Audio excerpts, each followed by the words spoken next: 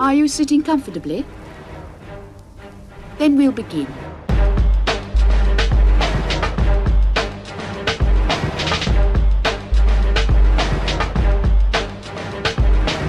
Star Wars, one of the most popular, cultural and groundbreaking fantasy sci-fi films ever made. Here in 2016 we have just witnessed the arrival of the 7th film in the series, and I thought not a better time than now to make a video about what kicked off the success of the series. Fourth in the chronological order of the stories created by George Lucas, with a subtitle of A New Hope on a film that was simply titled Star Wars. You may be wondering why my first review of a Star Wars film isn't The Phantom Menace, and the reasoning is because everybody else has already done it. It's an easy target, and everybody else knows how to love and hate that film, so I'm going to be finding out some of the strengths and weaknesses of the original 1977 cut of Star Wars. I'll also be going through some of the changes Lucas made in his remastered editions of the film to see if they were worthwhile or not. While I post this spoiler alert right here, I advise you grab some food and drink, get cushy, and watch me pick apart a piece of classic Hollywood cinema. The film opens with a lot of moving text, giving us plenty of backstory to stomach as John Williams' iconic and incredible score plays dramatically alongside it. There is so much about the music in this film I could praise about that I could dedicate to an entire video, so putting it simply, it's one of the best. Throughout the movie it brings tension, emotion, action, excitement, and I'll comment on specific parts that stand out to me when I get to them. It's certainly not common for a film to open with such a large amount of text relating to the story that's about to follow, considering the text that's shown at the beginning of films of this period were often production credits. It's a very interesting technique that's reminiscent of a book's blurb on the back cover, often giving away nothing of what's inside the book but giving the story some background to entice a reader into reading it. It immediately establishes the good guys, the rebels, the bad guys, the Empire, and does a great job at bringing the audience up to speed with where we are in the adventure right now. The camera pans down to a space chase where our little rebel ship known as the Tantive 4 is shot at and captured by the Empire's Imperial Star Destroyer. Many analysts will point out that the sheer size of the Star Destroyer compared to the Tantive is visually representative of the Empire's power and their status in the galaxy's civil war. This is further shown when the rebel soldiers' futile attempts at defending the station are mercilessly annihilated by the stormtroopers. The antagonist of the film, Darth Vader, then enters the scene, who was created by 4 different people. The body of David Prowse is used inside the suit, James Earl Jones voices him, sound designer Ben Burt created the breathing by literally breathing into a snorkel and recording it, and fencer Bob Anderson was the double for the lightsaber duel towards the end. He is without a doubt one of my favourite villains of all time, a man physically and mentally contorted into a monster because of manipulation from the Emperor, his desire for power, and the death of his wife. Of course, at this point in the film we don't know about any of this and just seems like a leader of the soldiers who just kills a lot of people. His design, size and presence are enough to convince me that this is a formidable character as soon as he enters the Tantive. Princess Leia then gets captured and the droids get into an escape pod set for Tatooine. I certainly think that a lot of the special effects in this film were inspired by those of Kubrick's 2001 A Space Odyssey, specifically when looking at the slower paced space segments. Despite only one of them can talk, the droids are fantastically written. They remind me of an old married couple or something, with their bickering and arguments over such petty things, despite their reliance on each other for survival. An interesting little piece of trivia that I learned from the pack of Star Wars top trunk cards I had when I was a child. These two are one of the few characters that appear in every Star Wars movie. It's rather odd that when you think about who the main characters are in Star Wars, you think Obi-Wan Kenobi, Luke Skywalker, Darth Vader. Well, I guess you could argue Anakin Skywalker is in all of the films, but he certainly goes through a dramatic change before appearing in this film. When talking about iconic, wipe transitions before Star Wars weren't very common. Certainly a lot of filmmakers used them, but definitely not as frequently as Star Wars. To me, the wipes add a little bit of artistic flair on the editor's part, considering if you were to use them in any other film that was trying to take itself seriously, it probably wouldn't be taken very seriously. Yet mysteriously, we accept them as a norm for Star Wars films' editing techniques. I think that there will probably be somebody out there in the big wide world that hates the wipes in Star Wars, and there are definitely wipes used in other films that work to their advantage, but I definitely think that Star Wars uses them well within the moulding of its story. The droids land on Tatooine and they separate, showing these wonderful long shots of the two that shows their insignificance and the pair's unfamiliarity with the setting. These desert scenes are renowned for being a blow to the production schedule due to the weather conditions and location problems. To be perfectly honest, the quality of the original picture doesn't seem to be very affected in the slightest, as these scenes are put together well, and post-production must have done a good job to keep the images intact if the stories are to be believed. Whether or not Lucas had more exciting sequences planned for Tatooine is a matter of speculation, but the contrast of the exciting opening and these calmer segments we see here makes for a good sequence of events. If we had the excitement carry on for too long, the action would seem trivial and we would have no tension. It is very apparent that these scenes on Tatooine certainly lack the technical complexity some of the others have, just by the amount of empty shots and lack of anything but characters, props and backdrop within them, but are nonetheless fantastic to watch in terms of plot. R2 gets captured by the Jawas and Wally shows up on board the droid bus thing. The sheer size of this vehicle makes me wonder what on earth is stored in the rest of it. I'm sure there's a page dedicated to it on some Star Wars wiki, but I'll let you guys dig that factoid up should you be interested. The two droids reunite and the Jawa car boot sale begins. Luke Skywalker comes along and his character could either be interpreted as a bitchy teenager or as a young lad being oppressed by his aunt and uncle. Either way, he isn't getting what he wants and can't do much about it. Like his representation, Hamill's performance could be seen as realistic or annoyingly bad. I certainly think that elements of his performance could have been improved, but this is Hollywood we're talking about here, and I doubt they had much time or need to train him for an Oscar-worthy performance. Leia appears out of R2 as a hologram, inspiring Luke to ask his carers about Ben Kenobi. When all hope seems lost for Luke, R2 goes exploring the wilderness for his master. I am quite surprised that 3PO didn't dob R2 in during the dinner sequence, considering he's quite a suck-up to authority. But then again, the last thing he'd want to do is upset his masters. R2 gets found and the Tusken Raiders pop a cap in Luke's ass. Ben Kenobi comes along and I'm unsure as to why he didn't just change his full name to something different from his old one. Why did he keep the Kenobi part? If the Empire were hunting down the Jedi, why didn't he just become Ben Bananas or something? If word got out that a Kenobi was heard living on Tatooine, I don't think the Emperor would be too happy about that. Luke's taken back to Ben's house and we find that despite what Luke's family would have him believe, he's not that bad of a guy. I think Alec Guinness does a fantastic job playing old Obi-Wan in this film, a stoic, wise old man who... Well, that's a point. What exactly does Obi-Wan do in his spare time? Meditate? Have a quick phone call with Yoda now and then? Either way, the decision to have this classical Hollywood actor play one of the most highly regarded Jedis in the series was a good one. Luke gets given his father's lightsaber and Leia tells Obi-Wan the struggle the rebellion faces. Deep in outer space, we have one of my favourite scenes in the film where Vader and the Imperial officers argue over the space station's value. It adds a lot of the backstory that audiences back then wouldn't see until the prequel trilogy was completed just over 10 years ago. What I love about this scene, however, is that Vader isn't shown as the tyrant or leader. He is merely Tarkin's hound on a leash that gets let loose to rain havoc on anybody that opposes him. Interestingly, the Force is regarded by his comparatively young officer as that ancient religion, before being choked on and then commanded to be released by Tarkin. This part really emphasizes my point here, as it makes his character a little bit pitiful compared to what he was, or the hero he is claimed to be by Obi-Wan before his transformation. Back on Tatooine, Luke finds the Jawas slaughtered and drives back home to see if his family too have been slaughtered. I don't understand why on earth this film receives a U rating from our Lord and Saviours of Censorship, the BBFC,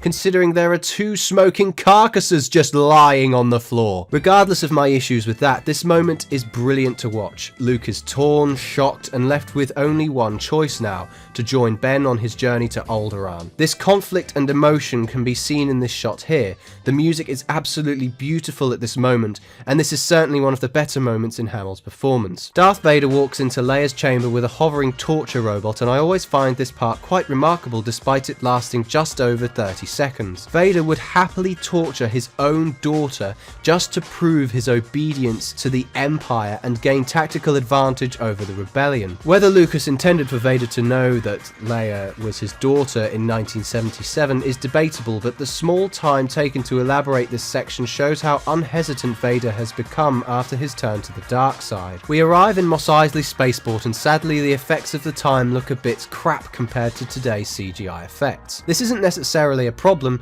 but George Lucas himself unfortunately hired people to create a problem when the remastered editions were made. Granted, the special effects improve the quality of certain things, but at the same time it doesn't need to be jam-packed full of other shit that deters the attention of the viewer. Take this shot here for example, where a dinosaur thing literally blocks the entire view of the screen for an absurd amount of time. I don't know why it's there, but it's just hilarious in wondering what the fuck was going through George's head at the time. We enter the cantina and see some fantastic costume designs for all these aliens sitting around having a drink. There's even an astronaut standing right here. I reckon he was recycled from another studio not far from where this scene was shot. The different species are really laid on thick in this scene. Ordinarily you'd think we'd see a few aliens and then a dialogue scene begins, but even after Luke has come in and settled with a drink, we still see perspective shots of aliens having all kinds of mysterious conversations around him, emphasizing the crowded atmosphere of the cantina itself. Obi-Wan then chops off an alien's arm, and once again the film's U rating is put into question. The cantina carries on as usual, and we meet Chewbacca and Han Solo. They arrange a flight to Alderaan, and Greedo stops Han in his tracks for a little chat. I know we don't see the entire conversation between the two beforehand, but I love how Chewie just fucks off to the ship,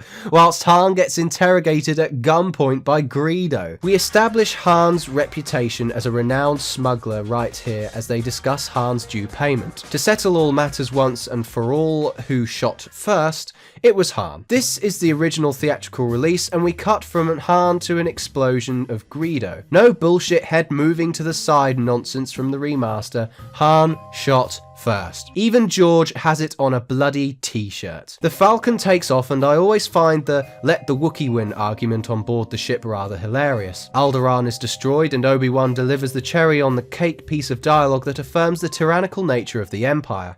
I felt a great disturbance in the Force, as if millions of voices suddenly cried out in terror and were suddenly silenced. The extermination of an entire planet is incomprehensible to the human mind, as that kind of thing just doesn't ever happen. Obi-Wan's words are what drives the emotion home, as I'm sure the audience will probably just be staring with awe at the destruction when watching for the first time. Luke's Force training begins, and I really appreciate the setup of the scene. We have Luke flailing around with his lightsaber and Han cynically mocking him. This contrast of arguments tests the viewer's own faith in the Force itself, as we only know as much as Luke does at this point in the film. Han's skepticism occurs more frequently as the mission goes more tits up, and it creates a great dynamic between himself and the characters. His naive yet vigilant nature conflicts well with Luke and Leia's determination and optimism, allowing different types of characters within the, in inverted commas, good circle of characters. One thing that Star Wars does extremely well is produce scale,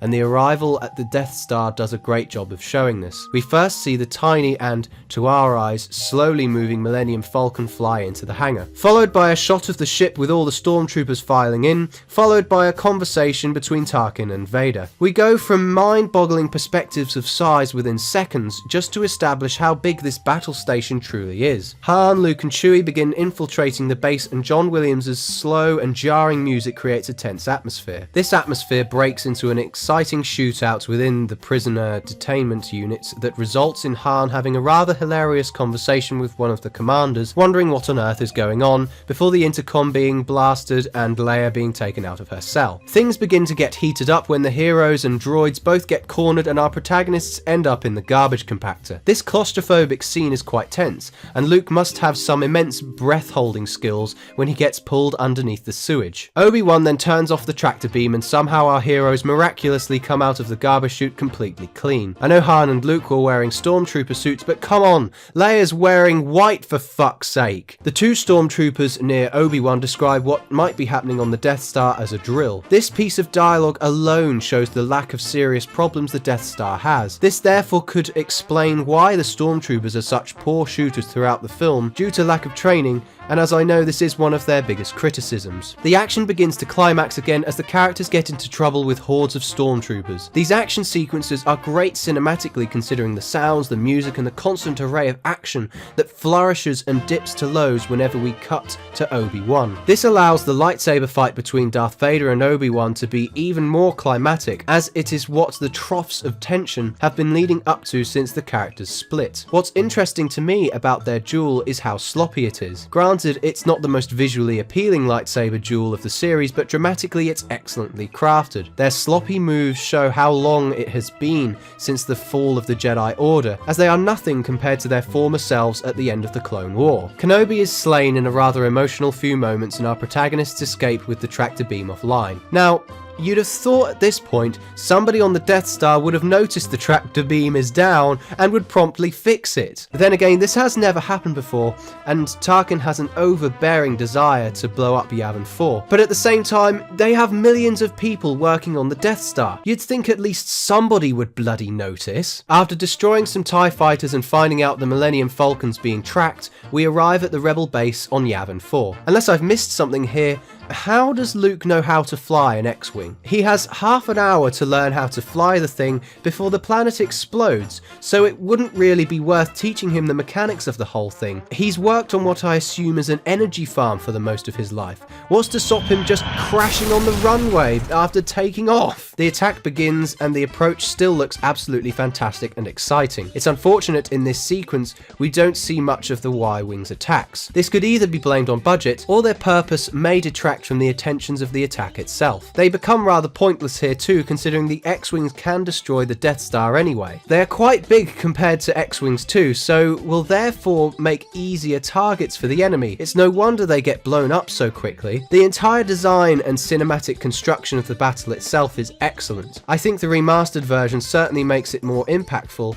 but the original material certainly hasn't lost its magic either. Its establishment of motion and fantastic special effects for its time make it one of the most memorable space battles in film history. My favourite shot of this sequence happens and the attack run begins. I love how Vader's ship has its own design compared to the TIE fighters too, showing his outstanding flying abilities and that he's a huge danger for the Rebels compared to the standard fighters. I think it's unfortunate that a lot of the Rebels' faces look very similar. I can only identify Moustache Guy, Luke and Porkins, but essentially it doesn't matter that much anyway since Luke is the one who blows up the Death Star. Han returns to save the day and Luke blows up the Death Star. I haven't really got much else to say about the film from this point. It wraps itself up quite nicely now that Han becomes dedicated to the cause of fighting the Empire. Unfortunately, the cutouts of men standing to attention at the edges of the screen look quite crap, but all in all the film ends on a high, with the promise of a potential sequel with Vader's ship flying out into space, which would come 3 years later. So, did it suck? I don't think there's ever a dull moment throughout this film, and its cultural and economic success proves this point well. I give Star Wars A New Hope a 9.5 out of 10 because of the multitude of reasons that give it the iconic status it deserves. Granted, it's a bit dated here and there, but that certainly isn't enough to stop it from being one of the most enjoyable movies of all time. Cultural and ground... Oh, I fucked up already. These desert scenes are renowned for being a blow to the budget. No, they weren't. R2 gets captured by the Jawas and Wally shows up on board the Boyd Druss thing.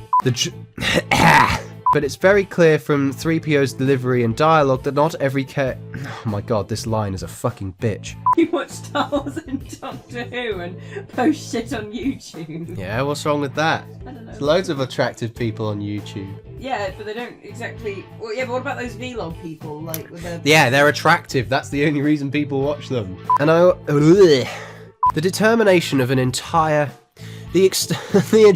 What? Followed by a shot of the ship with all the stormtroopers foiling in. Foiling in, boy! But all in all, the film ends on a high, with the promise of a potential sequel with Vader's ship flying out into space, which would come 3 years later. What a brilliant fuck up to cock everything, you motherfucker.